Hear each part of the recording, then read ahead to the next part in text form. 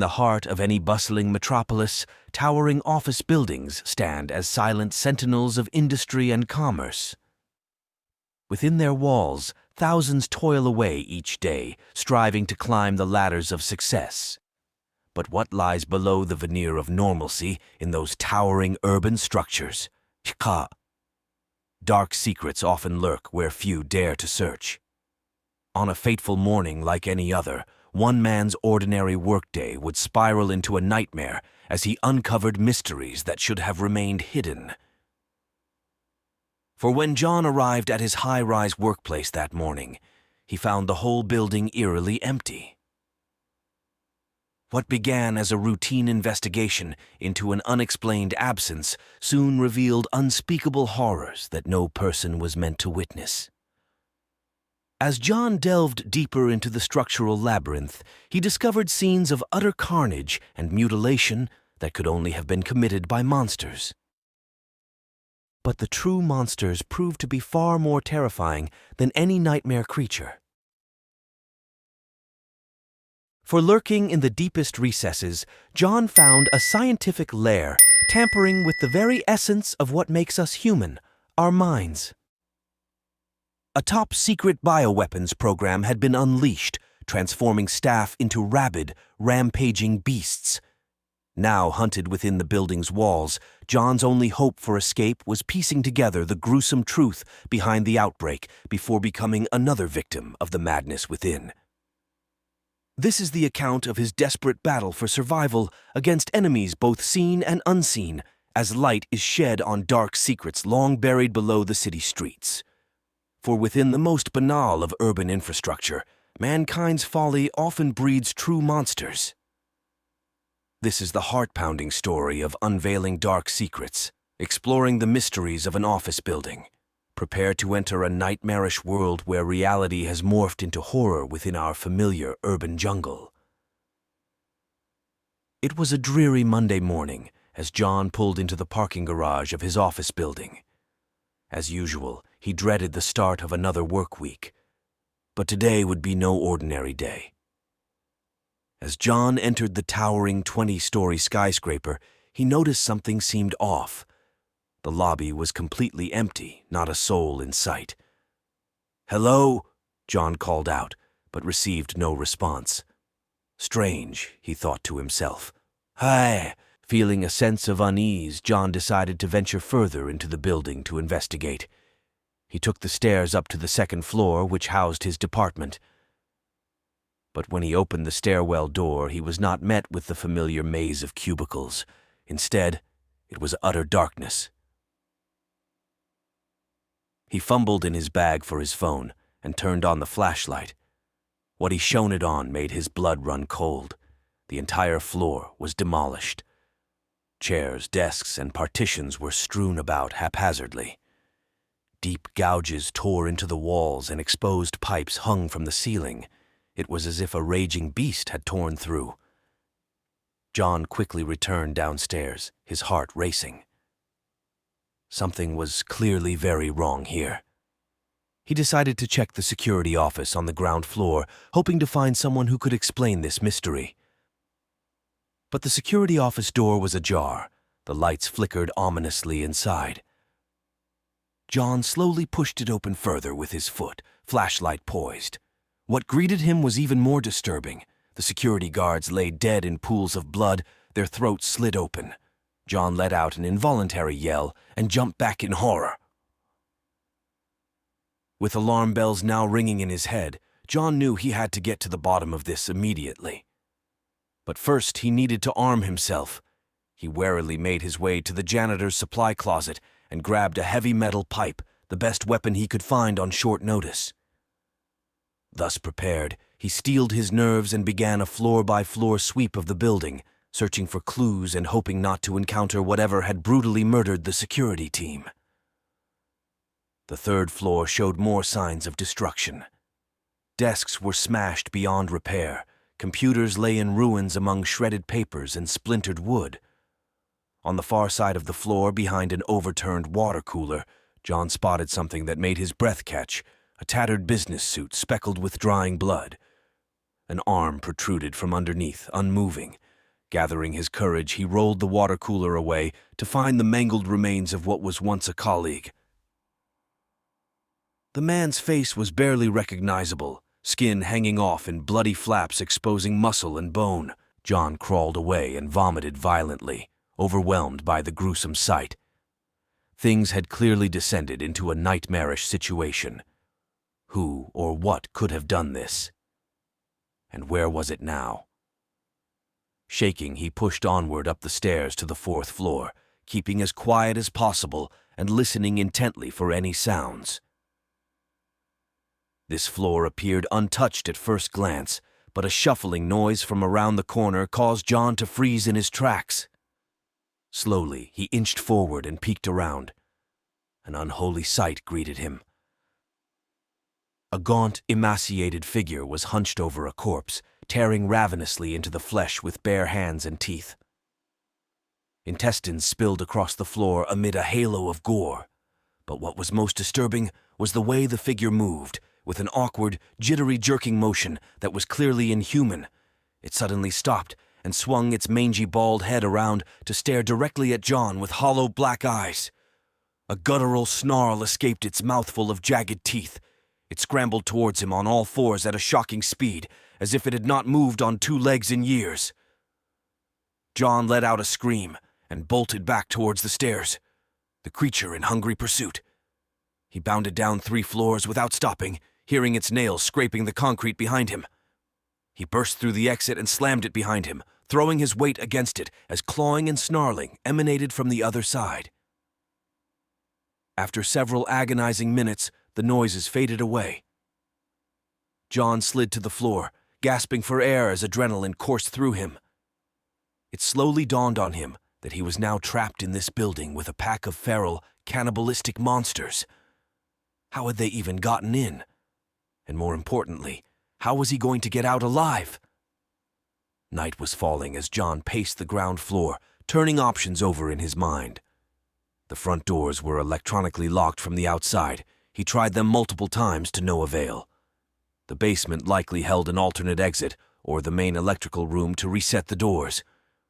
Though it meant delving deeper into unknown danger, it was his only shot. Gripping his pipe, John summoned his courage and crept down the basement stairs into inky blackness.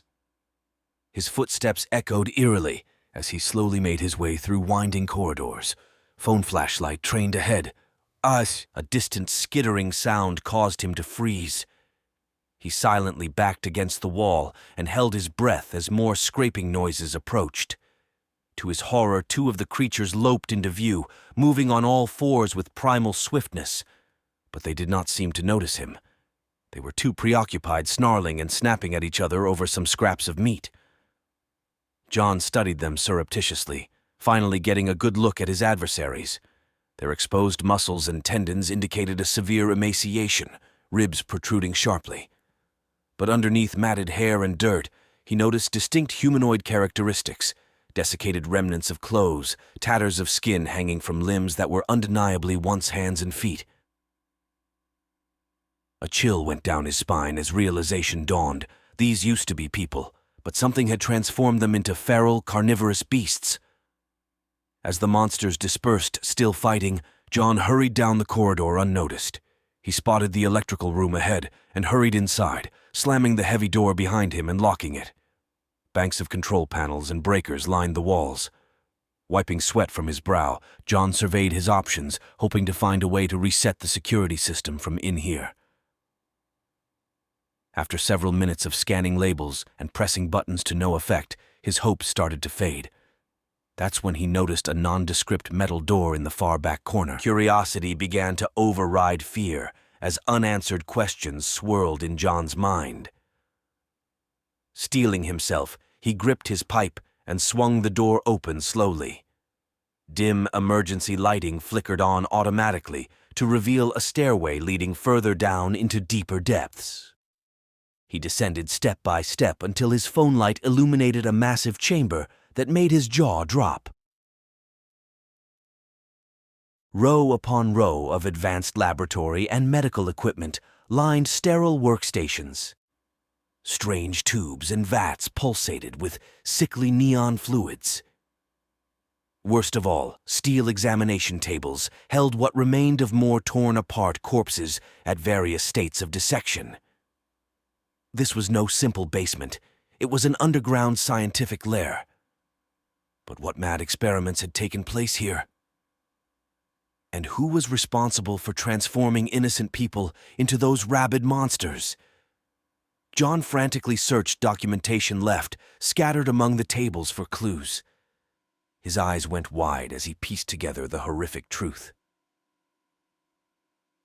This top-secret research wing had been developing bioweapons, a virulent airborne variant of rabies designed to wipe out human higher brain function and induce psychosis.